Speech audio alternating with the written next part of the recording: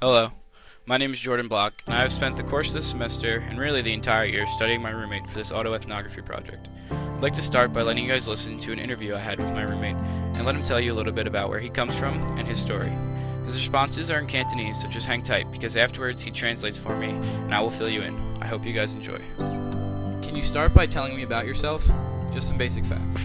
我個名叫做鄧俊良，今年18歲，喺香港出世。When did you come over to America?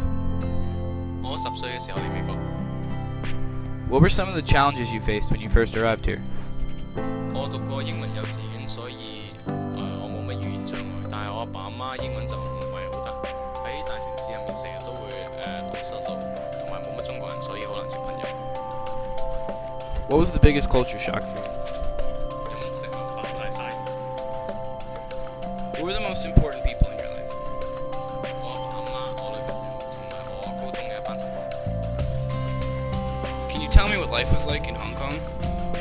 我阿媽冇乜影響，但係我阿爸就識得寫好啲嘢，所以唔會太安全，所以我覺得我 Is there anything else you'd like to add about yourself?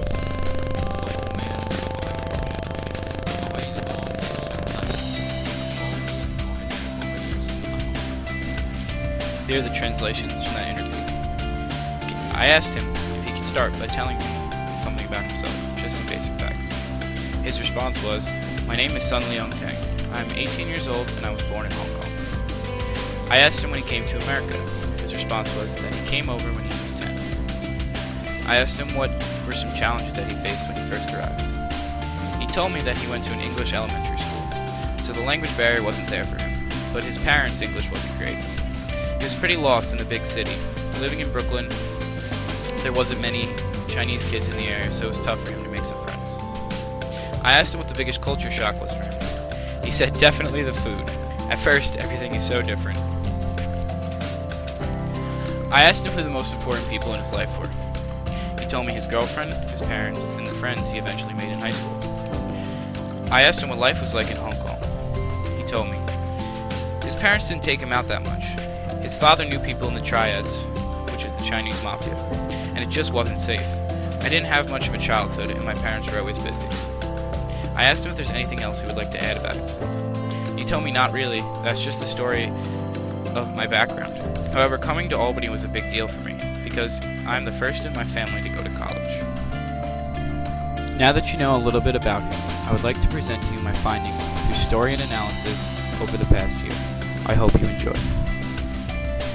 It's the end of summer, and my friend Nick and I decided not to room together. We know the roommate selection for the random roommate is coming up, and we're both excited. I didn't know what I wanted for a roommate. I just knew one thing. Please, be like you. Please just be a normal American suburban kid.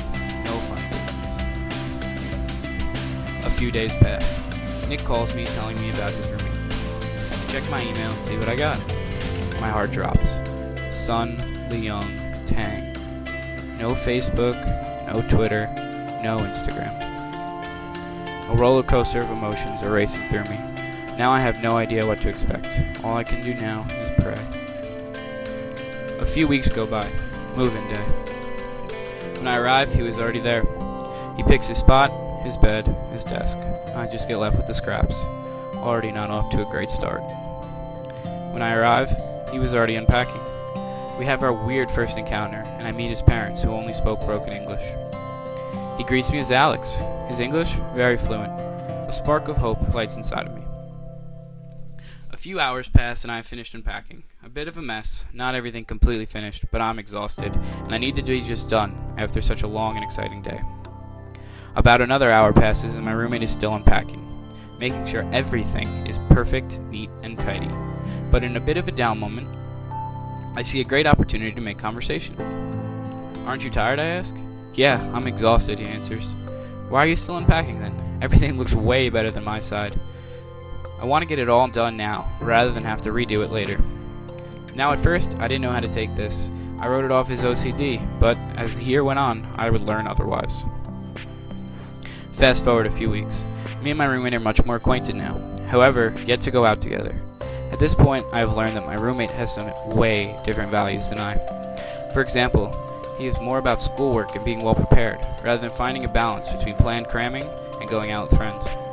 He spends most of his time either talking to his girlfriend or watching Chinese dramas. He's also into gaming. Finally, something I can relate to him on, but more to that later. A couple months pass, business as usual. We have become much friendlier and talk a lot more, yet I still can't quite figure him out. Finals are coming up, and he's already been preparing for weeks. This is a huge factor in my findings, but I'll analyze this later. Back to the story. It's a late night, around 11 or 12, and finals are a few days away. It's crunch time.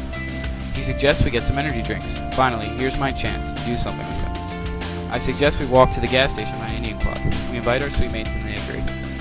A few moments pass, and me and my two suite mates are in the common area ready to go. But where's my roommate? I open the door and he's putting on layer after layer, making sure he has everything he needs. I ask what he's doing, and he says he'll be ready in a sec. I hang out by the door, and finally, he's ready. He walks over to his desk and grabs a scissor, slips it right into his pocket. "What the hell are you doing?" I ask him. "What?" he says, clearly confused. "The scissor?" "You never know what's going to happen," he responds. And right then, it hit me. How his background and culture is so different. So much mistrust of the world and his over-preparedness for everything. That truly was my epiphany moment to figuring him out. My thoughts are broken by my suite mates.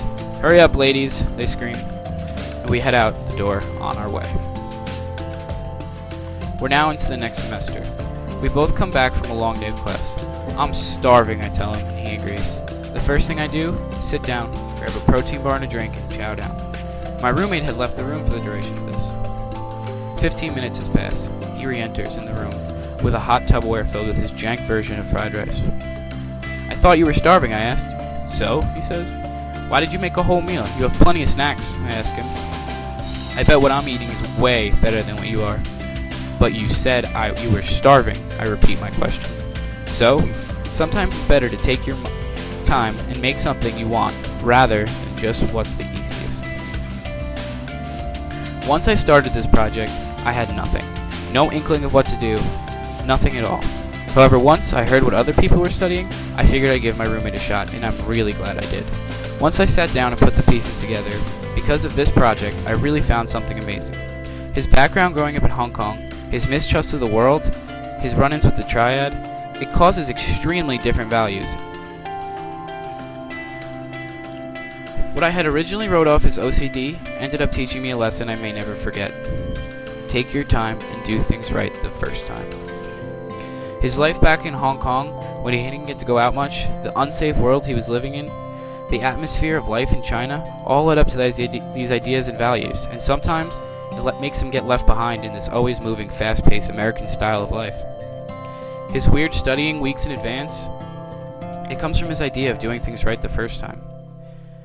Everyone waiting on him to leave and grabbing the scissor, it's caused by his mistrust of the world and over-preparedness for everything. And most importantly, taking the time to cook his meal when he is starving. This comes from everything. It's his connection back to home, it's his Chinese roots, it's his favorite meal to cook for his parents. It's his idea of taking your time, making it worth it, and finally, his idea that sometimes you just need to slow down and get it right the first time. Thank you all for listening to my project, and I hope you learned something interesting about my roommate's culture as a Chinese native living in America.